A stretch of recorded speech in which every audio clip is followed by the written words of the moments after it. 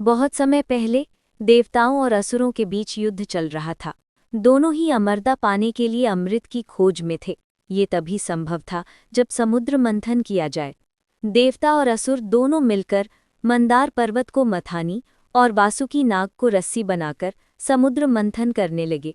जब मंथन शुरू हुआ तो पहले अमृत नहीं निकला, बल्कि सबसे पहले निकला कालकूट विष, जो इतना भयंकर था कि उसकी एक बूंद भी पूरे ब्रह्मांड को भस्म कर सकती थी।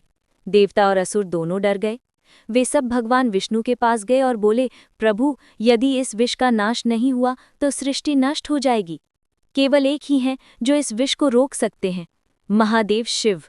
सभी देवता तुरंत कैलाश पर्वत पहुंचे। वहां भगवान शिव समाधि में लीन थे।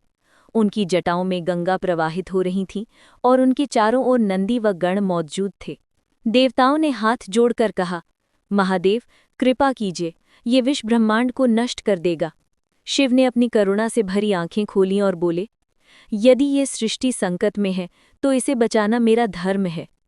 उन्होंने बिना किसी संकोच के उस घातक विष को अपनी हथेली में लिया और पी गए। परंतु माता पार्वती जी ने तुरंत उनके कंठ को पकड़ लिया ताकि विष नीचे न उतर सके।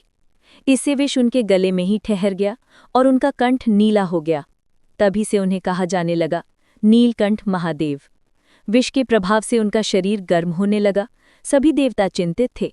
तब उन्होंने शिवजी के ऊपर से गंगाजल चढ़ाया और हर हर महादेव का जयघोष किया। शिवजी की तप शक्ति से विष निष्क्रिय हो गया और सृष्टि बच गई। इसके बाद समुद्र मंथन से अनेक रत्न निकले।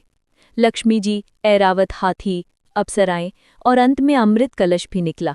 देवताओं ने प्रसन्न होकर भगवान शिव को प्रणाम किया और कहा, हे महादेव, आपने अपनी करुणा से हम सबका जीवन बचाया। आप ही सच्चे त्रिकालदर्शी हैं। भगवान शिव मुस्कुराए और बोले, स्मरण रखो, जब जब संकट आए तब तब तुम्हें अपने भीतर के शिव को जगाना होगा, जो विष को भी पीकर अमृत बना दे। तभी आकाश